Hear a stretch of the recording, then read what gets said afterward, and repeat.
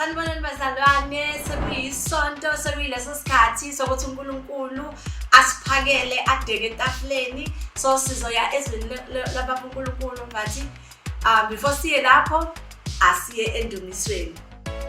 Nijabule.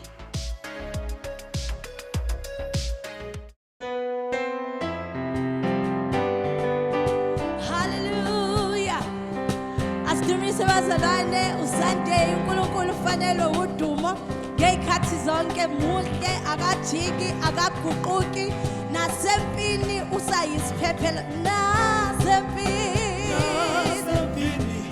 uyisihlangu sami ukumphephela nasempini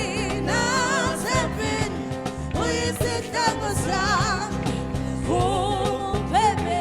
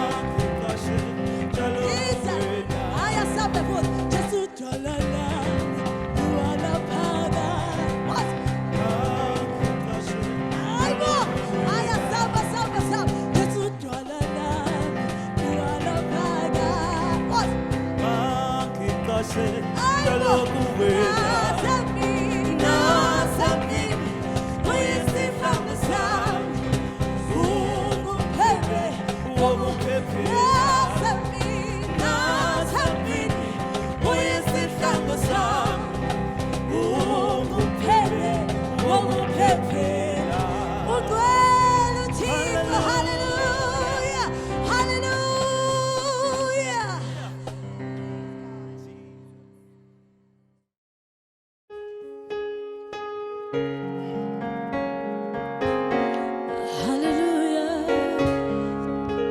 Jesu kunokuphila phakade. Siyabonga Nkosi Jesu ukulondolozwa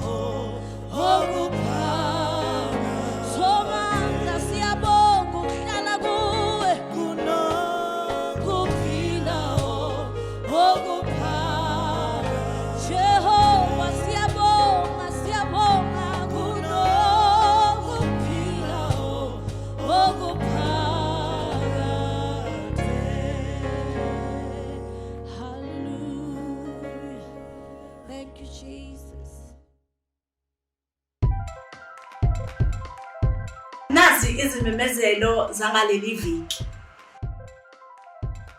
Siyakhuleka zonke izinsuku ngo6 ntambama ku Facebook na ku Instagram live.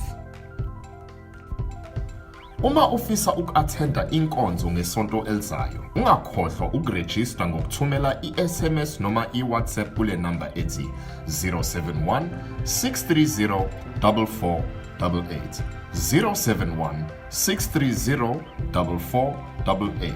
Ubhale igama lakho nokuthi yiphi inkonzo ofisa uku-attenda noma inkonzo yango-9 ekseni noma inkonzo yango-11:30 emini. Imnikelo neyishumi singayifaka kwi-account yebandla. Account yebandla izovela escreenini kulabo ababukele kodwa futhi nayi sizoyisho. Ibank lethu uAbsa, i-account number ithi 4057509964. u4057509964. Siyisho ukugcina u4057509964. Kanti futhi uma kukuthi unozepha i-code yazepha izovela kwi-screen, kanti iyatholakala futhi noma ngasiphi isikhathi einkundleni zokuxhumana. Uya kwi-page lethu lika Facebook His Church New Germany, uzoyithola i-QR code kazepha ukuze uzokwazi ukuthi unikele ngozepha. Inkosi nibusise bazalwane, nisaletha ishumi nemnikelo endlini kaNkuluNkulu. Amen. Sanibonani bazalwane, siyabingelela namhlanje kuseni kuyisonto mhla 16 August. Siyanibingelela nina nonke enikhonzela emakhaya. Siyabonga kakhulu sinibe nathi kule nkonzo yanamhlanje. Njoba abaningi bazi ukuthi seziyenzeka inkonzo endaweni yethu yokukhonzela njalo ngamasonto ngo9 no 11:30. Khamba kahle bazalwane, so far we've had inkonzo mnandi ngendlela emangalisayo. Siyanikhumbula, siyathemba ukuthi sizobonana maduzane. Ngicela sithandaze sizoya ezwini lenkosi lanamhlanje. Baba, egameni lenkosi yethu Jesu, sibonga lelithuba lokuze etafuleni lakho ukuba sidle ezwini lakho. Siyakhuleka, suthisa imphefumulo yethu ngezwi lakho. Khuluma nalowo lokhu wena ofuna ukukhuluma empilweni zethu. Intando yakho yenzeke empilweni zethu njengoba yenzeka ezulwini. Nginikela lesikhathi kuwe, ngiyazithoba kuwena njengenceke yakho. Ngiyamelana nesitha esingusathane, kumele sibaleke egameni lenkosi yethu Jesu. Mawusibusise ngezwi lakho egameni lika Jesu. Amen. So namhlanje bazalwane, ngifisa ukushumayela intshumayelo. Isihloko sayo sithi Ngibiziwe. Ake uthi ngibiziwe. Mangithi ngibiziwe, angikhulumi ngami, ngikhuluma ngawe, ngikhuluma ngathi sonke ngamunye kunobizo lukaNkuluNkulu oliphezulu kwempilo zethu. Nawo abantu abaningi makhulunywa ngobizo bacabanga abantu abafana nami mhlambe abasebenza esontweni, abangabefundisi full time, abame emapulpit bashumayele. Kanti ubizo lukaNkuluNkulu lihlukahlukile. Khona abantu ababizelwe kwezemfundo, khona ababizelwe kwezempilo, khona ababizelwe kwi-administration. Abantu nje abayithanda ngalendlela emangalisayo i-administration. uNkulunkulu usinikeze iphiwo ezingafani. Khona ababizelwe ebuchwephesheni, and iphiwo asinikeze zona uNkulunkulu ingoba ufuna ukuyisebenzisa. And isikhathi esiningi iphiwo esinazo, ama-gift esinazo ayiclue emangalisayo yokuthi uNkulunkulu usibizelephi. Kodwa khona izinto ezifanayo ngobizo lwethu, njengokushumayela nje ivangeli. Ubizo lwethu sonke njengabantwana bakaNkulunkulu, kodwa obviously lokho sikwenza ngendlela ezihlukile naseyindaweni ezihlukileyo. So ke soya kuleli izwi lanamhlanje ngifisa ukuthi kube sengqondweni yakho nasenhlizweni yakho ukuthi sikhuluma ngobizo lukaNkulunkulu oliphezulu kwempilo yakho. Sobheka umpostoli uPaul nokuthi waye committed kangakanani kubizo lukaNkulunkulu olwaliphezulu kweyakhe impilo. Incwadi yokuqala esoyivula sayifunda last time ngishumayela lapho esasithi khona phikelela or press on sikhuluma ngokuphikelela obizweni noma ekufuneni injongo kaNkuluNkulu ngempilo zethu. So abase Philippi chapter 3 uverse 12 ufundeka kanje: kungesikho ukuthi sengibambile nokuthi sengiphelelisiwe, kepha ngijonga ukuba kumbe ngingakubamba yini lokho nami engabanjelwa khona nguKristu uJesu. Sibheke izenzo isahluko samashumi amabili chapter 20 uverse 24 othi, kepha ukuphila angikushayi into yalutho ukuba kube yigugu kimi, kuphela ukuba ngiphelelise ukuhamba kwami nenkonzo engayamukela enkosini uJesu yokufakaza ngevangeli lomusa kaNkuluNkulu. Lithi ngesilungu, but my life is worth nothing to me unless I use it for finishing the work assigned me by the Lord Jesus, the work of telling others the good news about the wonderful grace of God.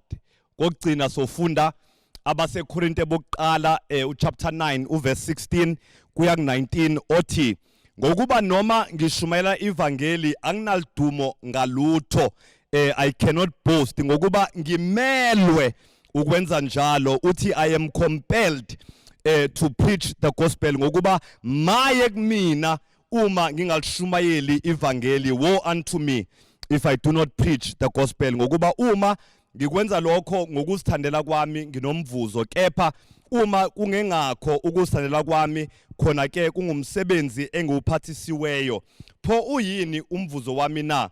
Uyilokhu ukuba nxa ngishumayela ivangeli ngikwenze ukuba ivangeli lingabizi lutho, ukuze ngingasebenzisi ilungelo lami enginalo evangelini, ngokuba noma ngikhulekile kubo bonke mina ngazenza isigqila sabo sonke ukuze ngizuze abaningi. Lama verse wonke bazalwane asitshengisa i-commitment kaPaul ekutheni afeze icebo likaNkuluNkulu ngempilo yakhe, ekutheni afune ubizo uNkuluNkulu ambize ngalo. Uyangichaza uthi ake siqale eqaleni bazalwane ukuthi uqale ekhulume ngokuthi akukhona ukuthi sengikubambile noma sengifinyelelile emgomeni engibekelwe wona, kodwa engikwenzayo ukuthi ngiyaphikelela ukuze ngimbambe lokhu nami uKristu uJesu angibambela khona. Ngasho last time bazalwane ngathi mhlazane uJesu esibamba ngamemazi mhlazane mina nawe sisindiswa, uNkulunkulu wayenezathu sokusibamba, uJesu wayenezathu asibambela sona. Yebo, wasibambela ukuthi sibe nobudlelwane opersonal naye, kodwa akupheleli lapho. Kukhona into uNkulunkulu ayeyibona ukuthi uzoyenza ngeimpilo zethu. Mhlazane ebamba wena wayengabhekile wena kuphela, kodwa wayebheke impilo eziningi ezizothintwa impilo yakho. Wayibona abanye abazongena embusweni ngenxa yobufakazi noma ngenxa yokushumela kwakho ivangeli lakhe. Wayibona umsebenzi angakusebenzisela wona ukuthi uwenze embusweni wakhe. Wayibona abalambile befidwa bephiwa ukudla. Wayebona ababophekile bekhululwa. Wayibona abagulayo bephila ngokubeka nguwe izandla. Wayibona umsebenzi wena ozowenza embusweni wakhe. Uthi ke umpostoli uPaul, mina ngenza konke okusemandleni ngiyazelulela ekutheni ngikubambe lokho engabanjelwa khona. Kunezathu uNkulunkulu akubambela sona. Siyazi kumpostoli uPaul ukuthi nje uma esindiswa uNkulunkulu ukhuluma noAnaniya, uthi Ananiya kunenceke yami engifuna kuyona uyoyikhulekela uSaul waseTarsas. Uthi uAnaniya, Nkosi awazi ukuthi lowo ubezelana ukuzozingela ibandla nokuzosibopha. Uthi uNkulunkulu kuyena ungasho njalo, ngokuba lesi isitsha sami esikhethekileyo kuthi aphathe igama lami kwabezizwe nakwabusi babo kanye nakubantwana bakwaIsrael. Ukusho ukuthi njengoba ngimbamba nje uPaul kukhona engimbambela khona. uPaul wathi umesindiswa wangena enokuqonda ukuthi kunezathu engabanjelwa sona, ukuthi mhlazana uNkulunkulu ebamba mina ingoba ngempilo yami wayengikhethile ukuba ngibe isitsha esikhethekileyo sokuphatha igama lakhe phambi kwabezizwe namakhosi abo naphambi kwabantwana bakwaIsrael. So ngifuna ukuthi dadewethu, mfowethu, mababa, uNkulunkulu unezathu akubambela sona. Esokuqala esokuthi ube nobudlelwane opersonal naye, kodwa esesibili ukuthi akusebenzise kulomhlaba esiphila kuwona. Uthi ke umpostoli uPaul ngoba ngiyaqonda ukuthi kunezathu engabanjelwa sona, impilo yami ke ayisasho lutho kumina ukuthi ngazibe gugu kumina kuphela ukuthi ngiyisebenzisele ukuthi ngijahe lezathu engabanjelwa sona ukuze ngikubambe lokhu uJesu ayinakhe engqondweni mhlazane ebamba mina. Uthi kumpostoli uPaul ngoba ngiyaqonda ukuthi ngibanjelwe lezathu sokushumayela ivangeli lika Kristu Jesu, uthi maye kimi uma ngingashumayeli. Uthi akuyona imetha yokuthi ngiyathanda noma ngithandi, uthi maye kimi uma ngingalishumayeli lelivangeli uNkulunkulu angibambela lona. Oh bazalwane, ungakabi nayo leyo nto ekwenza uthi maye kimi uma ngingayenzi lento uNkulunkulu angiphe iziphiwo zokuba ngenze. Maye kimi uma ngalifezi lelicebo likaNkulunkulu phezukwempilo yami. Maye kimi uma ngingalihuphi ubizo likaSimakade osempilweni yami. Maye kimi uma ngingayenzi lento. Kunesisho esinamandla bazalwane esithi awakaqala ukuphila ungakayitholi leyo nto ekwenze uthi noma ngingafa ngayifela le, ngoba lena iwubizo lwami, lena isona zathu engazela kulomhlaba, isona zathu engadalelwa sona lesi ukuthi ngenze lokhu emhlabeni. Ngakho maye kimi uma ngingakwenzi lokhu. Uma ubheka abazalwane, abantu uNkulunkulu abasebenzisa ngamandla, abantu ababeshadile kugcobo lwabo, ababeshadile obizweni uNkulunkulu abanikeze lona. Uma ubheka ngithanda umprofeti uSamuel ku 1 Samuel chapter 12 verse 23 ukhuluma noIsrael onentamo elikhuni ongafuni ukulalela, kodwa uthi lalelani-ke makube kude kumina ukuthi ngone uNkulunkulu ngokuthi nginganikhulekeli nina. Uthi kodwa ngizonifundisa indlela ezinhle nezilungileyo. Isho ukuthini leyo nto? Isho ukuthi wayeqonda umprofeti uSamuel ukuthi mina ngibiziwe uNkulunkulu ukuthi ngibakhulekele labantu nokuthi ngibafundise indlela enhle nelungileyo. Ngakho maye kimi mangakwenzi lokho. Ingakho mebhala athi makube kude nami ukuthi ngingakwenzi lokho uNkulunkulu angibizele khona. In fact indlela ashade ngayo bazalwane nobizo lakhe umprofeti uSamuel uthi makube kude kumina ukuthi ngone uNkulunkulu ngayamazwi. Uthi uma ngingayenzi lento angibizele yona uNkulunkulu, le angidalele yona, le angibekele yona kulomhlaba, le angibizele yona kumbuso wakhe kulesi sikhathi, uma ngingayenzi leyo nto ngifana nowonayo uNkulunkulu. Indlela ayeshade ngayo nobizo likaNkulunkulu olwaliphezu kwempilo yakhe, indlela umpostoli uPaul bazalwane ayeshade ngayo nobizo likaNkulunkulu olwaliphezu kwempilo yakhe. Uthi encwadini yamaRoma chapter 1 verse 14 uthi I am obligated to Greeks and to non-Greeks, to the wise and the foolish. Lithi ngezulu nginecala kumaGriki nabezizwe, kwabahlakaniphileyo nabangaqondiyo. Uma ubheka leli gama elithi obligated noma elithi nginecala lichaza ukuthi nginesikweletu, ngiyabakweleta labantu. Kwenze njani Paul? Awubazi nokubazi yini obakweleta yona? Ngibakweleta lento uNkulunkulu ayifake ngaphakathi kwami ngenxa yabo, lento ayifake kumina ngoba iphiwo nobizo lwakho akusilona olwakho kodwa elabantu uNkulunkulu akubizele kubona nakugiftele bona ukuthi wenze umsebenzi wakhe ezimpilweni zabo. Uthi ngakho engiyaqonda ukuthi ngi-obligated, nginecala, nginesikweletu, I am indebted kulabo uNkulunkulu angibizele khona ukuthi lokhu uNkulunkulu akufaka ngaphakathi kwami ngikuthulule konke kubona ukuze bathole ibenefit epheleleyo yalokhu uNkulunkulu angibizele khona phakathi kwabo. Wayeshadile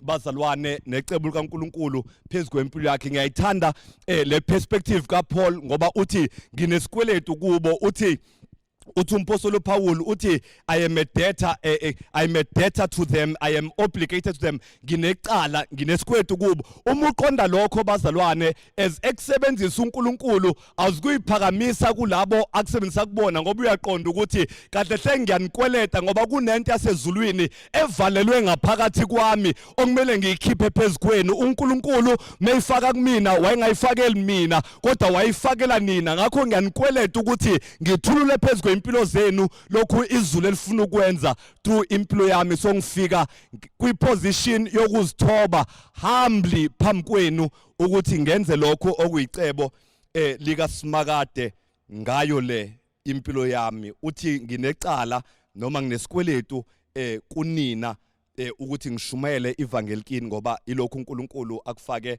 ngaphakathi kwami. Ngithanda uJeremiya encwadini kaJeremiya chapter 20 verse 9 uthi ngakhipha ngomlomo ngaphimsela ngathi angizukukukhumbula lithi ngesilungu I said I will not mention you angeke ngize ngikhulume nawe ngawe angeke ngikukhumbule uthi no will I speak in your name any longer angeke ngisakhuluma ngisho nangegama lakho so uthi ngakuphimsela ngoba uthi wangiyenga ngayengeka na uzithola uJeremiya usendaweni yasejele ngenxa yokumemezela izwi likaNkulunkulu uthi ke ngeke nganquma ngathi ngeke ngisakukhumbula angeke ngisakhuluma ngawe angeke ngisakhuluma nangegama lakho kodwa uthi izwi lakho la njengomlilo enhlizweni yami njengomlilo ovalelwe ngaphakathi kwamathambo ami ngiyazama ukuzibamba kodwa angikwazi ukuzibamba I am weary of holding it in ngoba uNkulunkulu uyifakile lento ngaphakathi kwami ukuze ithinte labo angibizele kubona engazi ukuthi bazalwane nathi singaba ngabantu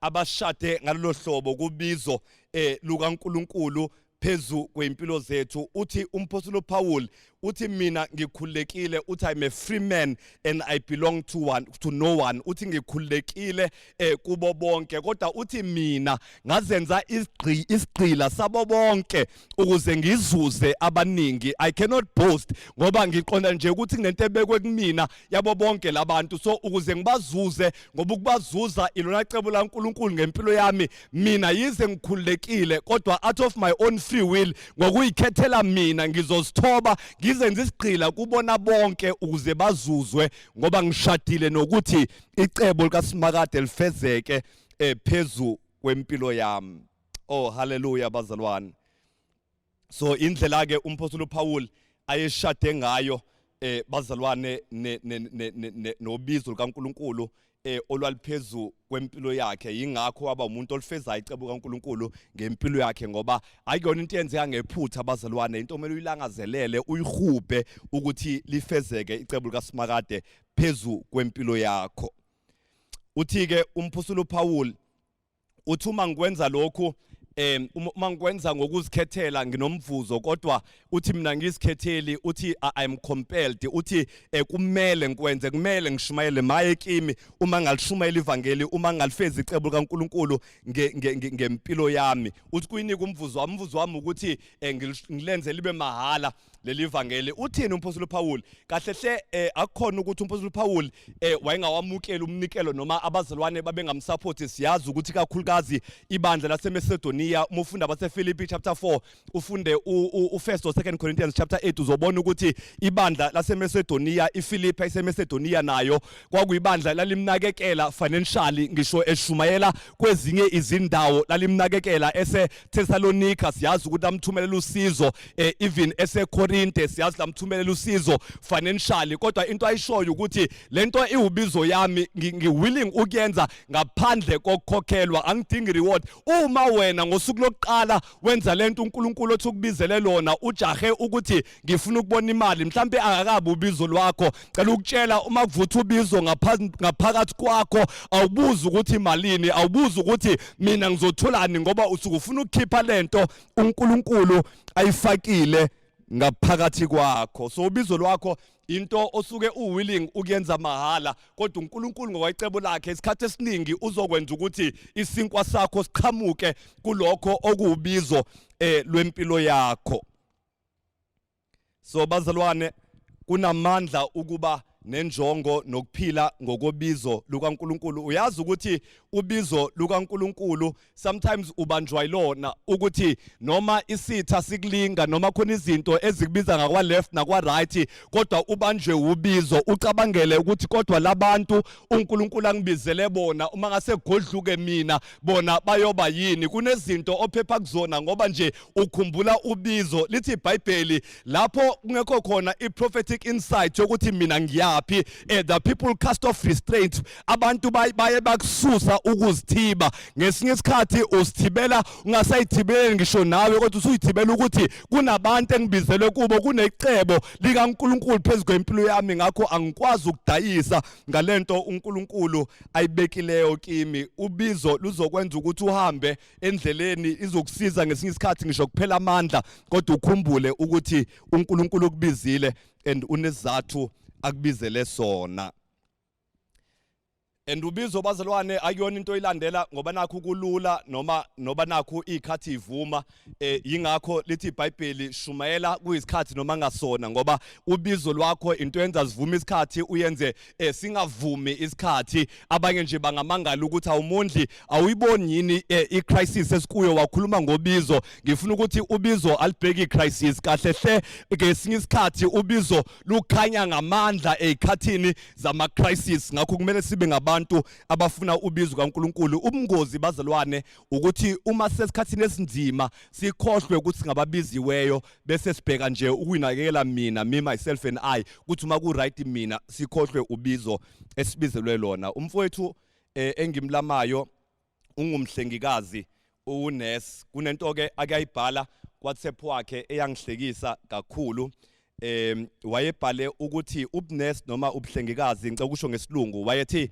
nursing is not a calling it is a profession wasethi angithwasanga so I was not initiated like esangoma so uthi ubuhlengikazi kuumsebenzi kuyiprofession kuyicareer akusile ubizo ngoba mina ngizange ngize ngiyothwasa kodwa ngafunda nawo iyangihlekisa leyo nto futhi iyihlaya kodwa uyazi ukuthi inkinga ilala lapho bazalwane ngoba umuntu ofika kubuhlengikazi enesense yokuthi ngibizelwe kulento engizoyenza akazukufana nomuntu ofika kubuhlengikazi ngoba ethi le icareer noma iprofession yami umuntu ofike ethi ngibizelwe kulento number 1 unesense yokuthi ngibizwe uNkulunkulu so ngisho umphathi wami enjani ngisho iziguli zingiphatha kanjani ngisho zingadelela ngisho ngenzakalani kodwa ngiyaqonda ukuthi ongibizileyo ongabonwayo uNkulunkulu ophezulu kwakho konke ngibizelwe kulento and lokho kuzomsustain abazalwane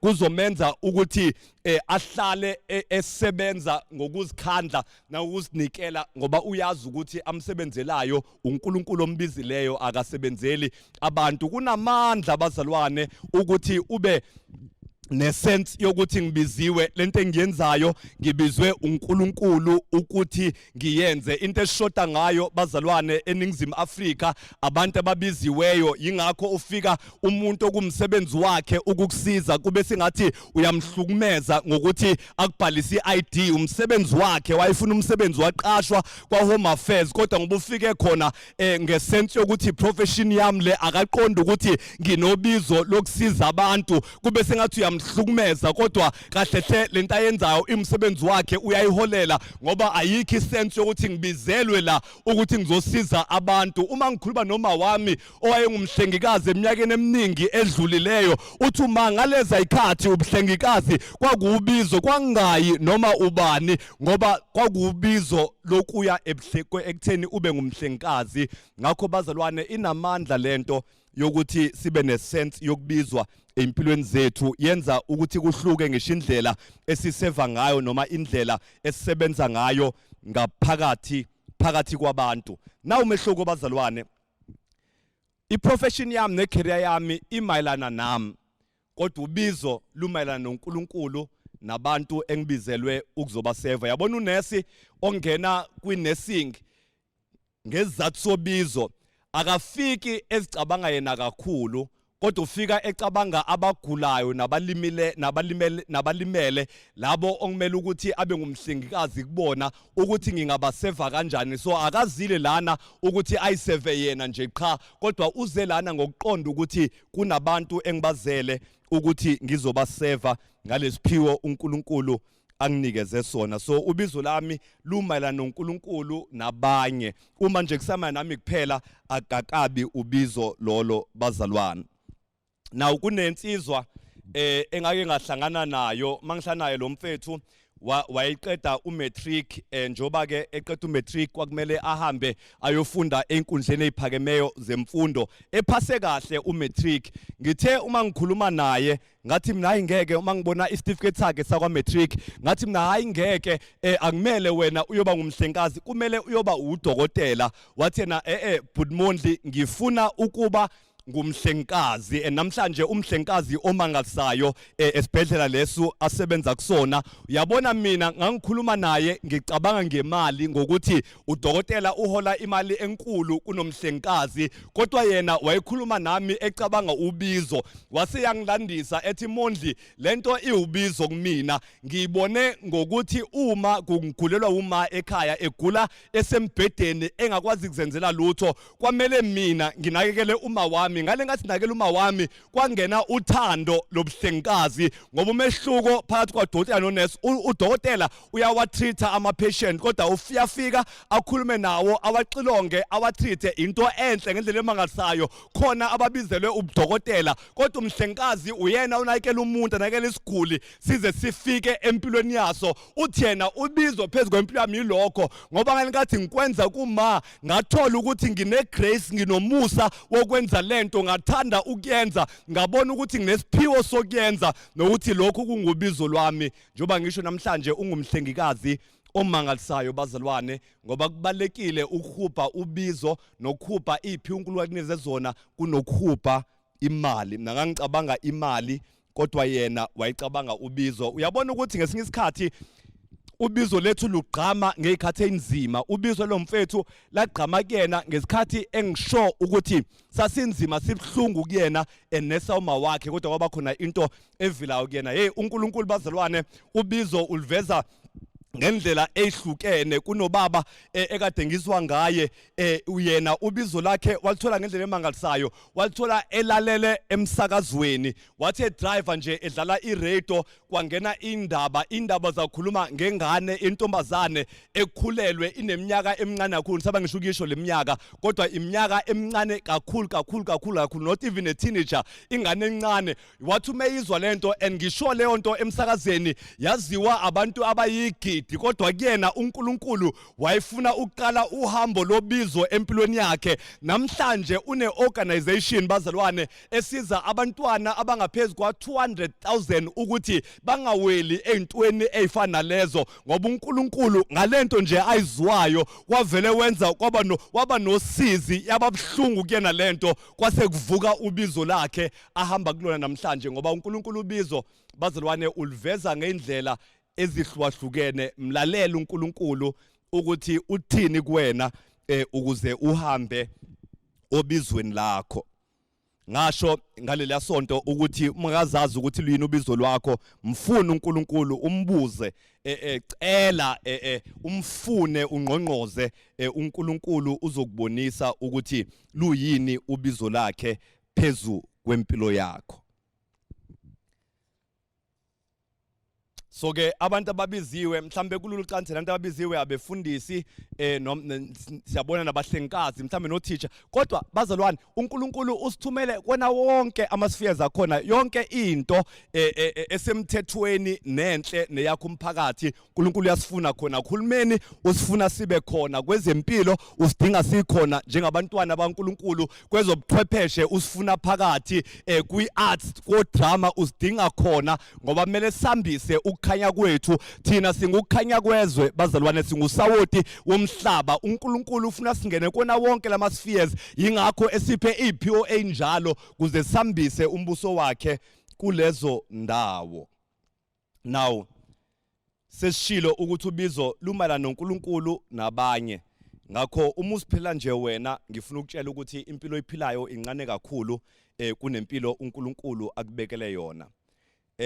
Now engifuna ukusho bazalwane ukuthi zikhona izinto ezifanayo kubizo lwethu singabizelwa endaweni ezihlukile kodwa zikhona izinto ezifanayo obizweni lethu. Eyokuqala nje sonke bazalwane sibizelwe ukwakha nokubonakalisa umbuso kaNkulunkulu lapho sikhona we are called to build and to manifest God's kingdom noma ikuphi lapho asibeke khona. Lo umsebenzi wethu sonke bazalwane, sonke sibizelwe ukuholela abantu kuKristu Jesu, ukushumayela ivangeli. Mhlambe mina ngilishumayela ngimi epulpit, kodwa nawe uNkulunkulu ukubizile ukuthi lapho akubeke khona ushumayela ivangeli kulabo abaseduze nawe. Kunabantu abangasoza beza enkonzweni noma abangeke bafune ngisho ukulalela le video noma abazoyilalela ngoba beyinikezwe uwena. Labo abazungeze wena emphakathini, emsebenzini, esikoleni, ubizelwe ukubashumayeza, nabanye akubizela kubona uNkulunkulu. Sonke bazalwane sibizelwe ukwenza abafundi. Sonke sibizelwe ukubhabhadisa egameni likaYise nelendodana nelikaMoya Ingcwele. Sonke sibizelwe ukubeka izandla kwabagulayo baphile. Sonke sibizelwe ukuyala amadimoni ukuthi aphume ebantwini. Sonke sibizelwe ukufundisa abantu ukuthi balalele, baobey, benze lokhu uNkulunkulu asiyale ngakho. Sonke sibizelwe ukushumela indaba ezinhle kwabampofu. Sonke sibizelwe ukuphilisa abanhliziyo zephukileyo. Sonke sibizelwe ukumemezela inkululeko kwababophekileyo. Sonke sibizelwe ukumemezela ukuvuleka kwamatilongo eziboshweni. Sonke sibizelwe bazalwane ukumemezela unyaka olungileyo nowamukelekileyo kaNkulunkulu. Sibizelwe bazalwane ukunikeza ukudla abalambileyo. Sibizelwe ukuphakamisa abanye abantu. Sibizelwe ukuthi sibamele abacinezelekile nabangenaphimbo, ukuthi sikhulume simele ukulungiswa kanye nokulunga. Ngaleyo ndlela ubizo lethu luyafana, ngisho ama details nendawo esibizele kuzona nama skills esinawo nama department esibizele kuwo engafani, kodwa leyo i-commonality noma indlela elifana ngayo ubizo lwakho. And ufuna ukutshela ukuthi lokho engiqeda ukusho kubaleke modern ukuthi ungumhlengikazi noma usebenza emzini womuntu noma ushanela umgwaqo noma yini, noma udokotela noma uyi-accountant. Lokho engikushoyo ikhona kubaleka kakhulu ngoba lezi ezinye izinto zingamathuluzi nemfundo yakho evula iminyango ukuthi ikufake endaweni ezithize, kodwa into kumele yenzeke ukuthi uma usukhona bese uletha umbuso kaNkulunkulu kuleyo ndawo. Uthi uJesu mabem-accuse bethi hayi wena Jesu amadimoni wakhipha ngoBaalzebub inkosi yamadimoni. Uthi uJesu uma mina ngiwakhipha ngoBaalzebub amadodana enu wona awakhipha ngobani? Athi kodwa uma kuwumune kaNkulunkulu lo engikhipha ngawo amadimoni, umbuso kaNkulunkulu usufikile phezukwenu. Okuchaza ukuthi uma siletha intando kaNkulunkulu lapho uNkulunkulu asibeke khona, sinikeza ukudla abalambile, sishumayela ivangeli, siphakamisa istandard esirasha, sinqaba ukwenza njengabezizwe, siletha ukulunga kaNkulunkulu endaweni, siletha umbuso kaNkulunkulu, sifundisa ngoJesu, siletha umbuso kaNkulunkulu kuleyo ndawo. And lokho kubaleka kakhulu kunama details ukuthi ukuphi.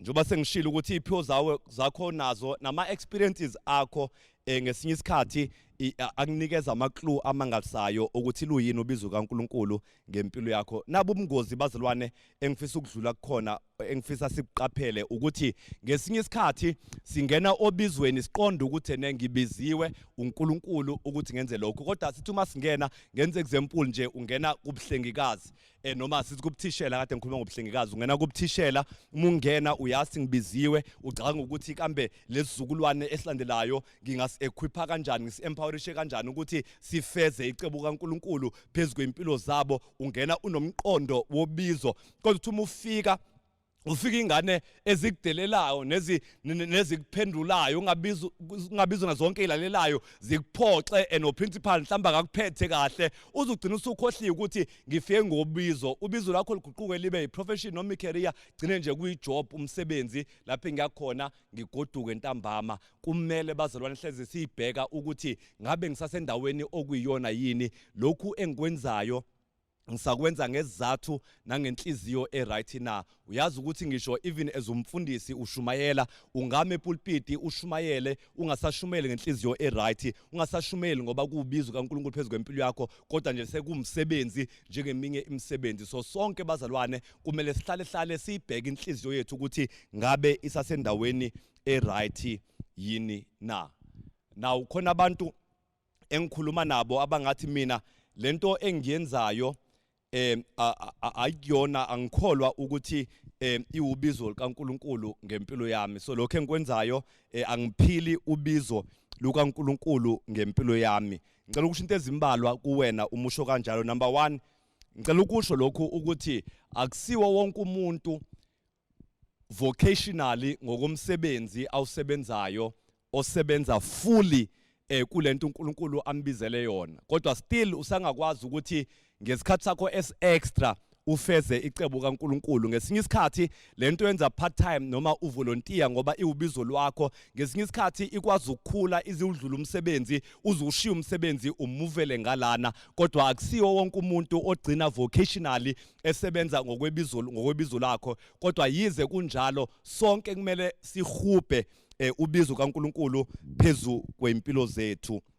So ngifuna ukuthi uma uthi lapho engikhona angikholwa ukuthi ubizo lami, izwa lokho mntana sekhaya, ukuthi ngenzeka ukuthi awukho sobizweni lakho lapho khona, kodwa lapho khona still ukwi-mission field yakho, usakuyona indawo uNkulunkulu akuthumele yona ukuthi ulethe umbuso kaNkulunkulu. So ngifuna ukuthi kuwena uma uNkulunkulu engakasho kuwena ungashiyi lapho ukhona, kodwa nazi into engifuna uzenze. Number 1, ngifisa uguqule indlela obuka ngayo le ndawo okuyona, ngoba nina bazalwane abaningi bethu batshela ukuthi hayi mhlazane ngafika kulento engibizelwe kuyona ngizoperforma, ngizozimisela, ngizokwenza kahle, kodwa lithi iBhayibheli uma ungathembeki okuncane ngeke uthembeke okukhulu. So lapho ukhona shintsha indlela obuka ngayo lento oyenzayo njengamanje. Ngenzeka kuthene akusile iphupho lakho noma akusile ubizo lakho noma awukwazi ngisho ukusenza ngokupheleleyo iziphiwo uNkulunkulu anginikeze zona lapho ukhona, kodwa shintsha indlela obuka ngayo,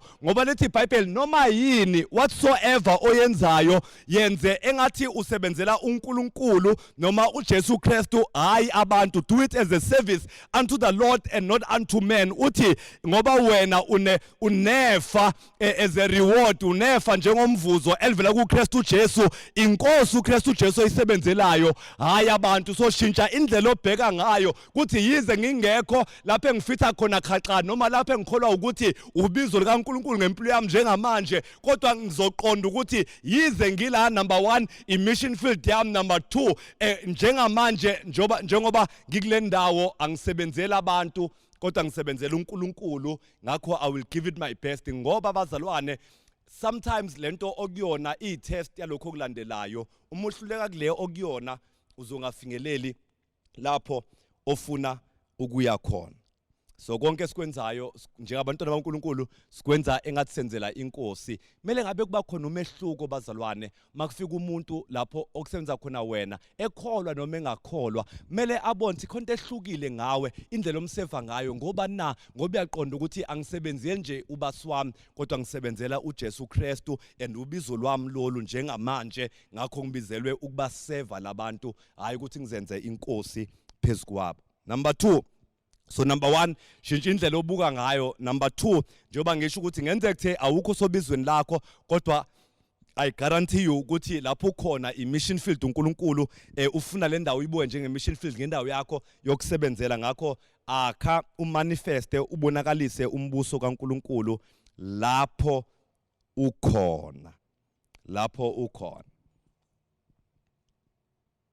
So ke bazalwane, ngiyafisa ukuthi sibe ngabantu abaphikelelayo ekufuneni ubizo lukaNkulunkulu ngeimpilo zethu. Ngicela ukuvala ngalokho bazalwane, nayi ibalance okumele siyi-understand.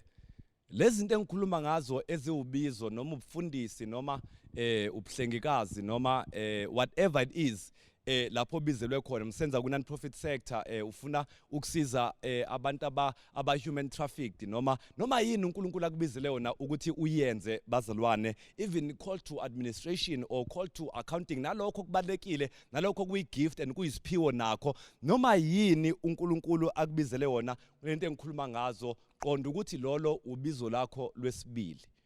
Ubizo lokuqala obizelwe lona ukuthi ube nobudlelwane obupersonal noNkulunkulu.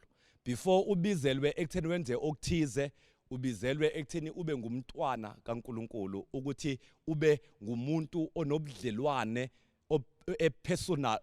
personal nobu intimate noNkulunkulu and akumele ubizo lesibili lu overtake ubizo lokuqala. Kumele zihambe zombili lezinto, kodwa ikakhulukazi kumele kuhambe phambili ubizo lokuqala ngoba wena ubizelwe kuNkulunkulu kuqala, ubizelwe kubudlelwane noNkulunkulu. So ngisho ngabe kuthiwa awusebenzi indawo, kodwa qonda ukuthi ubizelwe umntwana kaNkulunkulu, usulitholile elokuqala ubizo ngoba ubizelwe kubudlelwane noNkulunkulu. Ngasho last time ngathi mawuthi awusebenzi, thola into ozoyenza kodwa ungahlali sonke izandla, hamba uvolunteer, register ufunde, siza umuntu othize, akube khona into oyenzayo ngezandla zakho ngoba uNkulunkulu isikhathi esiningi ngeke ngimbone ebiza abantu ababhizi nokuthize, hayi nje abasonge izandla. Kodwa ke ubizo lwethu lokuqala ilo lobudlelwane. So ngifisa ukugqugquzela dadewethu umfowethu baba wami ukuthi phikelela kolokuqala ubizo okufuna uNkulunkulu, ukufuna ubudlelwane noNkulunkulu. Umulalela ubufakazi kwabantu abaningi abahamba ngokupheleleyo noma abahamba obizweni labo ngamandla bazalwane.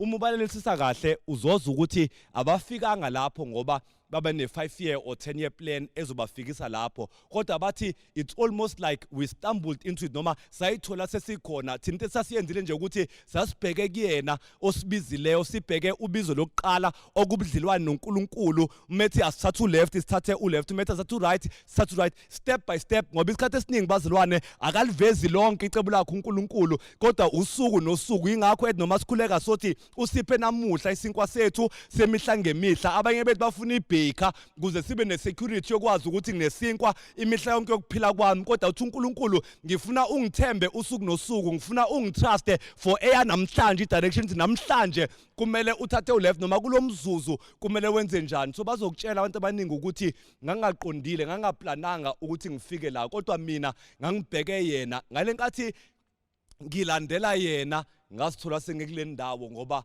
yena ongiholele kule ndawo yokuthi ngifeze icebo likaNkulunkulu ngempilo yami. Bazalwane, kumele sihubhe kuqala ubudlelwane noNkulunkulu, ukuqinisa ubudlelwane bethu noNkulunkulu. Lokho kuzosiholela kubizo lwethu lesibili, lokho uNkulunkulu afuna ukwenza ngathi. Before afuna ukwenza ngathi uNkulunkulu ufuna sibe naye kuqala, ubizo lwethu lokuqala lokho. And ngifisa ukuthi ngikuqugquzele khona example enamandla ekhuluma ngokuthi okuningi okuyintando kaNkulunkulu ngempilo yakho kulotshiwe ezwini lakhe noma eBhayibhelini.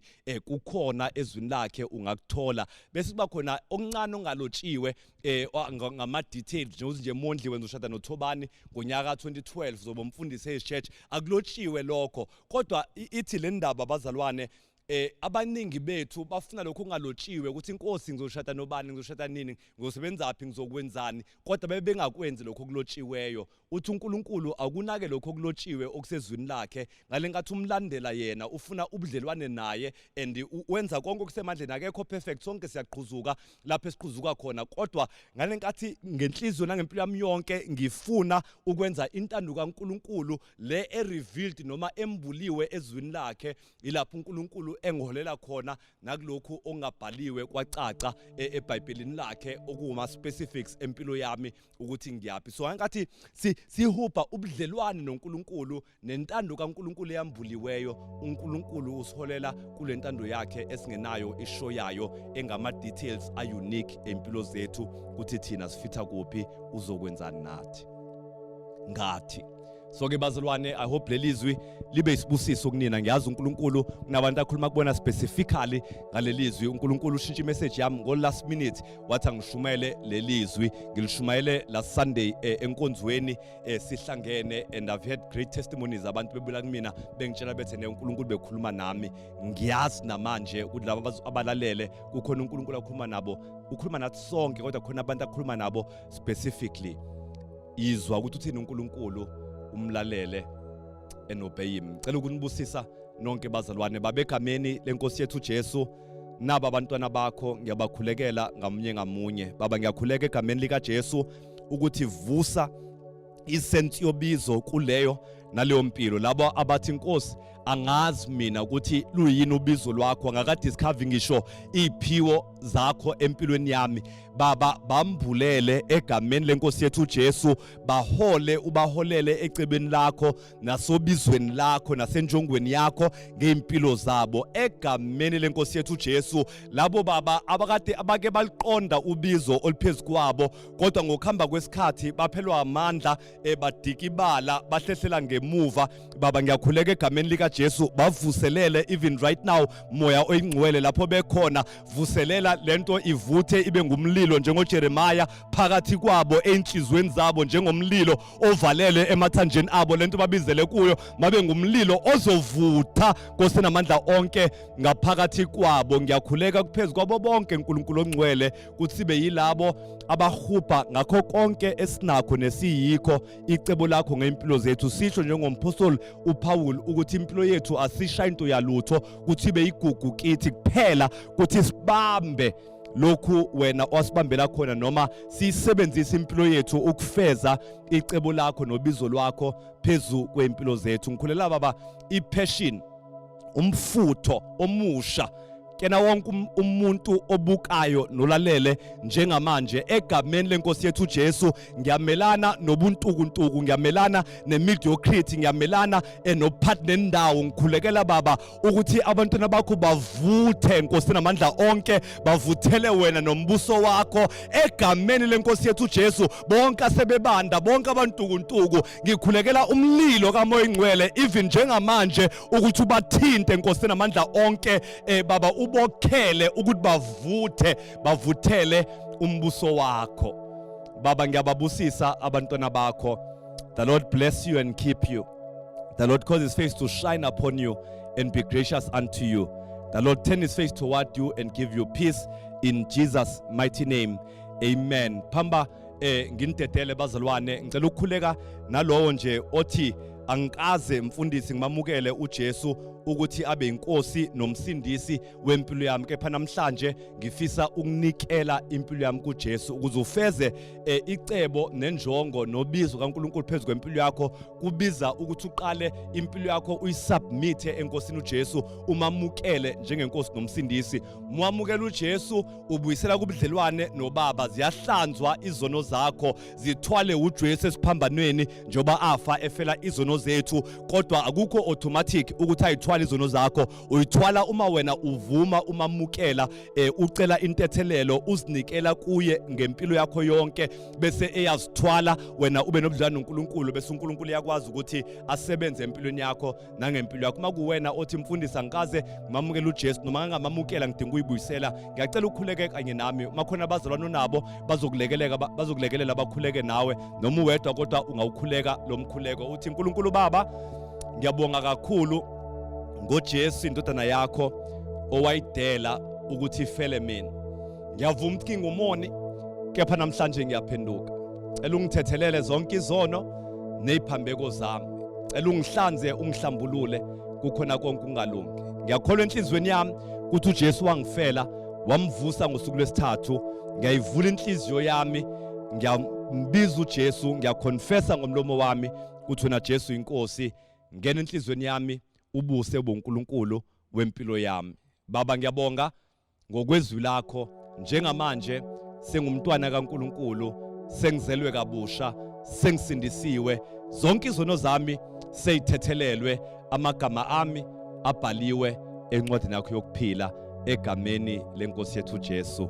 Uma ukhuleke lo mkhuleko siyacela usazise ngokusithumela SMS noma WhatsApp kule number ethi 071 630 4488 071 630 4488. Singathanda ukuhamba nawe kulolu hambo. Cela nje ukugqugquzela qhubeka ukuhlanyela enkonzweni ungakwazi noma lapha enhlanganele khona thandaza usuku nosuku kuNkulunkulu Baba egameni lika Jesu ngoba uJesu sinikeza iaccess kuBaba. Number 3 funda izwi kaNkulunkulu usuku nosuku. Number 4 tshela abanye abantu ukuthi uJesu wenzeni empilweni yakho namhlanje. Susindisiwe, uphilisiwe, ukhululiwe egameni lika Jesu. Inkosi nibusise bazalwane. Amen.